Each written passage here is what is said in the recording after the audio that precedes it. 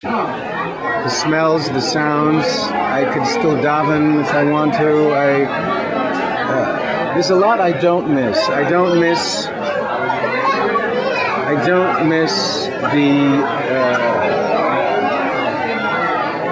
the prejudice of my experience of, I went to yeshiva, very strict yeshivas, and in those days, in the 50s, those yeshivas were very tough, and it's not something I miss very much.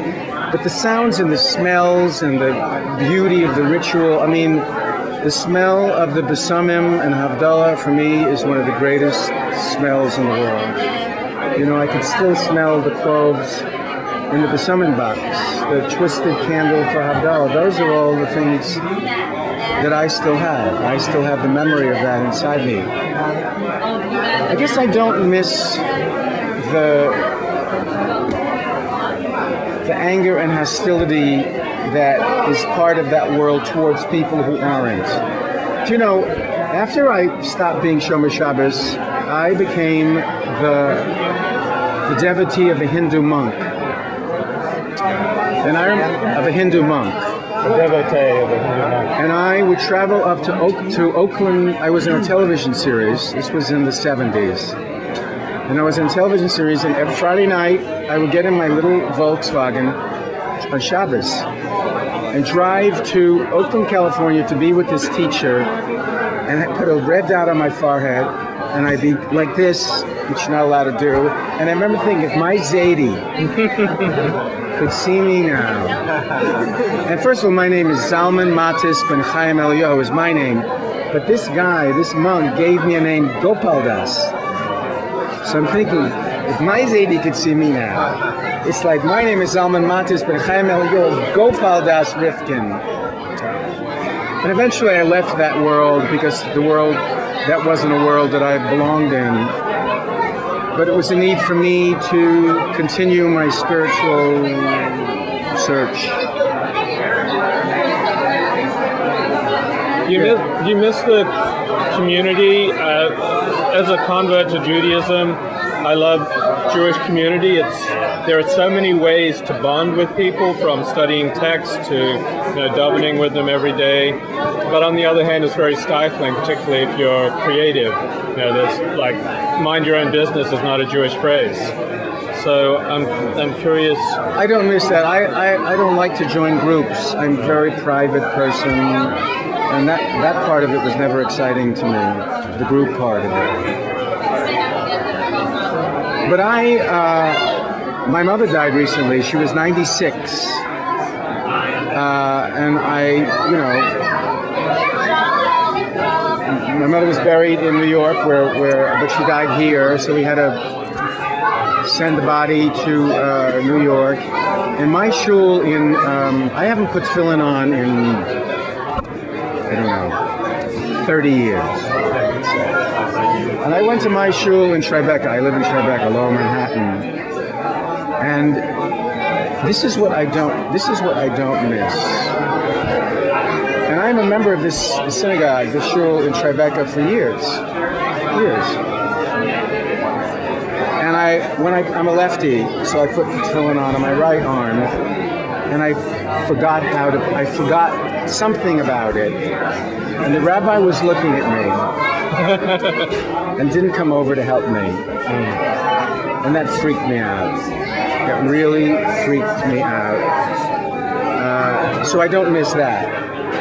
I still don't understand it, but anyway, I don't know why I bring that up. Anything you want to ask me? Neither do I. Big night comedy show, guys. I don't understand it either. Yeah, it was a horrible experience for me.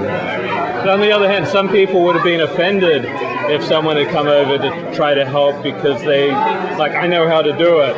It's like it's a delicate bit. Clearly, I was struggling. Right. I put it on, then I put the rosh on. I started to go like this. I did 7. I didn't remember about the shin over here and this over here. And the rabbi was watching me, and I thought, dude, come on, get over here. There's only 12 people here.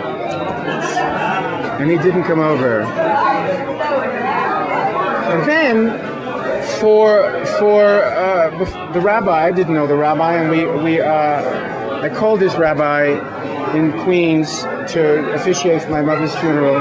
I meet him in Forest Hills. I took the train. He takes me to the yeshiva, and he said to me, I knew nothing about this. My mother's one of 14 children. My mother was next to the youngest. And he said to me, this is the yeshiva, this huge yeshiva in Queens that your family built.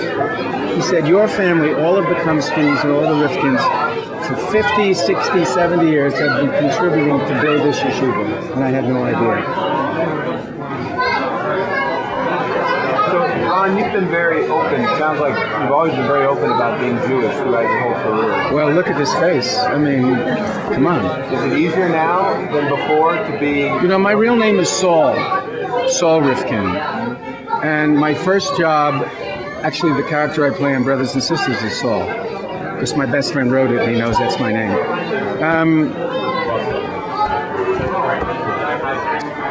In those days, I graduated college in '59, to be an actor, a name like Saul Rifkin, everybody said, how can you be an actor and be Saul Rifkin? And my sister's name is Ronnie. So I took her name. And it was so stupid because Rifkin is the thing. It wasn't the song. But I wouldn't change Rifkin. I said, if I ever do well, I want my father to be proud of me. So. How did your parents feel about you becoming an actor? The world that I came from nobody knew what that was. I mean, you know, it's not that actors were bad people or prostitutes or, you know, had bad morals. It's just they knew nothing about it. I think they were frightened for me. I think they were concerned about that I wouldn't make money, but they were very supportive and found my world very strange. I have a question for you. I apologize for you later. That's all right. My son, who's an actor right now in New York, beginning to, he's going through the process of trying to figure out how to juggle his Jewish life with his acting life. And I'm just curious if you could share a little bit about it. If you haven't already. We talked about it earlier. I will tell you that. Friday evenings. Yeah, no, I said earlier that my first job in a Broadway show, I was living in Great Neck with my parents, and I knew I'd have to be at the theater on Friday night, and I took a hotel room so I wouldn't have to travel.